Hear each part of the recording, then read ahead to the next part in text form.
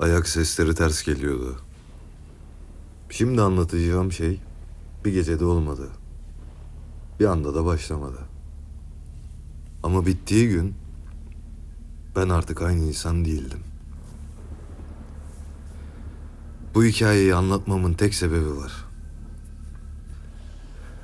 Eğer siz de bir gün biriyle tanışır ve onun geçmişinin fazlasıyla sessiz olduğunu fark ederseniz, o sessizliğin nedenini sorgulayın.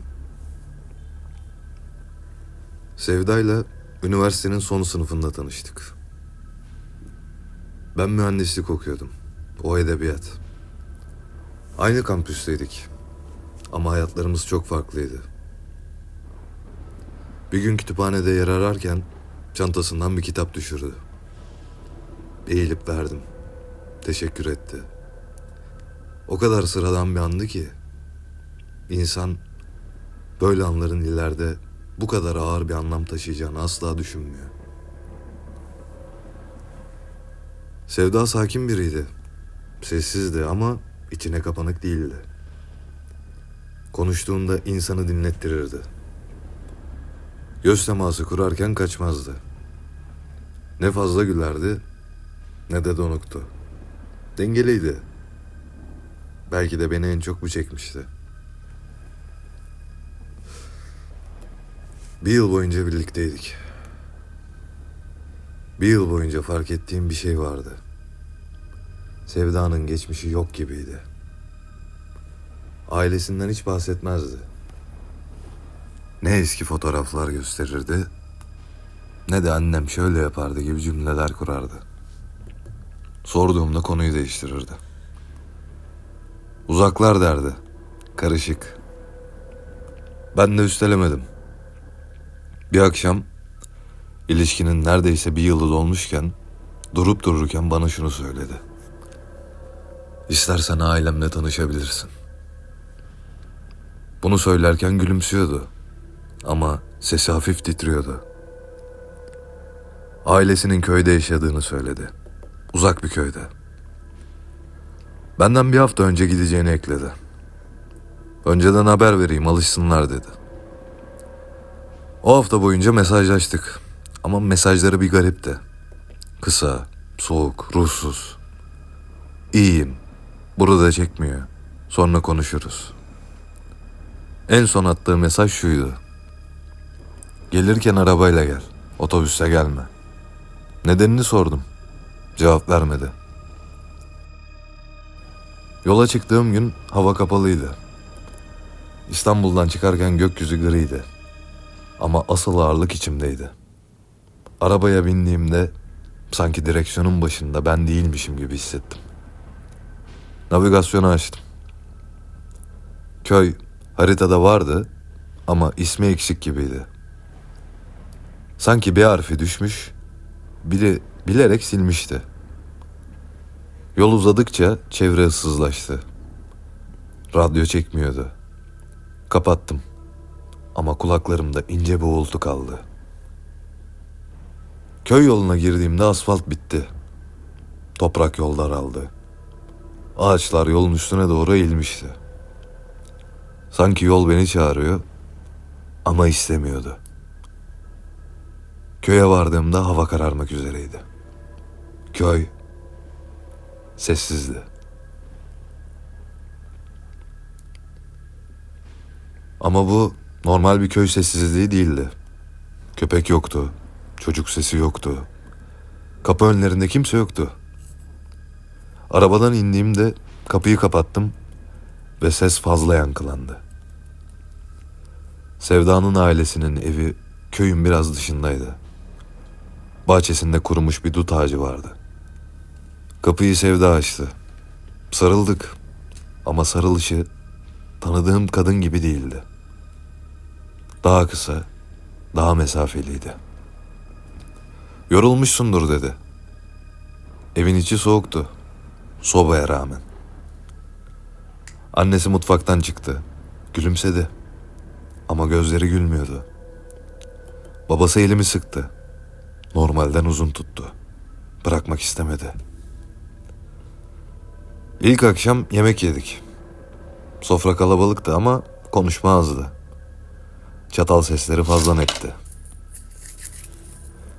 Herkes aynı anda çiğneyip aynı anda duruyor gibiydi. Sanki yanlış bir kelime her şeyi bozacakmış gibi. Gece bana küçük bir oda verdiler. Duvarlar çatlak, tavan alçaktı. Yatağa uzandım ama uyuyamadım. Ev ses çıkarıyordu. Tahta gıcırtısı değil, daha derin bir ses. Sanki ev nefes alıyordu. İkinci gün köyde dolaştım. İnsanlar vardı ama bakışları garipti. Selam alıyorlardı ama gözleri hep aşağıdaydı. Ayaklarına bakmamaya çalıştım ama istemsizce baktım. O an normaldi. Akşam pencereden dışarı bakarken bir gölge geçti. Çok net değildi ama yürüyüşü yanlıştı. Sanki ileri giderken geri basıyordu. Gözümü kırptım. Yoktu. Üçüncü gün Sevda ile mezarlığa gittik. Annem babam burada dedi. Anlamamıştım. Sonra düzeltti. Anneannemle dedem diye ekledi. Mezar taşları çok eskiydi. Yazılar silinmişti. Rüzgar yoktu ama otlar sallanıyordu. Mezarlığın içinde ilerlerken uzakta 3 kişi gördüm. Kıpırdamadan duruyorlardı. Sonra yürümeye başladılar. Ayakları ters basıyordu. Sevda'ya baktım. O görmüyordu. Dördüncü gece mutfağa indim. Su içecektim. Camda Sevda'nın annesini gördüm. İçerideydi ama yüzü bana dönük değildi. Vücudu bana bakıyordu ama yüzü arkaya dönüktü. Kalbim duracak gibi oldu. Gözümü kapattım, açtım. Mutfak boştu. Artık evden gitmek istiyordum ama Sevda'ya da bir şey söyleyemiyordum. Sanki söylersem beni bırakmayacaklardı. Son gün geldi. Arabaya binecektim. Sevda'ya döndüm. Gel benimle birlikte dönelim. Bana uzun uzun baktı. Yok dedi. Sen git. Gidebilirsen. Yola çıktım. İstanbul'a vardığımda apartmana girdim. Komşular beni görünce şaşırdı. Ya neredeydin dediler. Herkes seni arıyor. Eve girdim. Sevda salondaydı. Koştu sarıldı bana. Neredeydin sen dedi. Çok korkuttun bizi. Ben senin köyündeydim dedim. Seninleydim. Ailenle tanıştım. Ağlamaya başladı. Benim annem doğarken öldü dedi. Babam sonra intihar etti. Yetimhanede büyüdüm. Köy falan yok. O an her şey kafamdan geçti. Mezarlık, ters ayaklar, camdaki yüz. O köy, dedi fısıldayarak. Benim hiç var olmadığım yer. O gece uyuyamadım. Gözlerimi kapattığım anda köy geliyordu aklıma. Ama artık fark ediyordum. Korku değil, başka bir şey vardı içimde. Bir çağrılmışlık hissi. Sanki oraya ben gitmemiştim. Onlar beni çağırmıştı. Ama neden? Gecenin bir vakti Sevda mırıldanmaya başladı. Uykudaydı. Dudakları isimler söylüyordu. Annesinin adı, babasının adı. O an anladım. O köyde gördüğüm insanlar beni korkutmak için orada değildi. Beni Sevda'ya sahip çıkmam için çağırmışlardı. Onu yaşatmak için yapılan şey normal değildi. Bir bedel ödenmişti. Annesi, babası. Ama Sevda arada kalmıştı. Ne bu dünyaya tam ait ne de öbürüne. Ayakları ters basıyordu.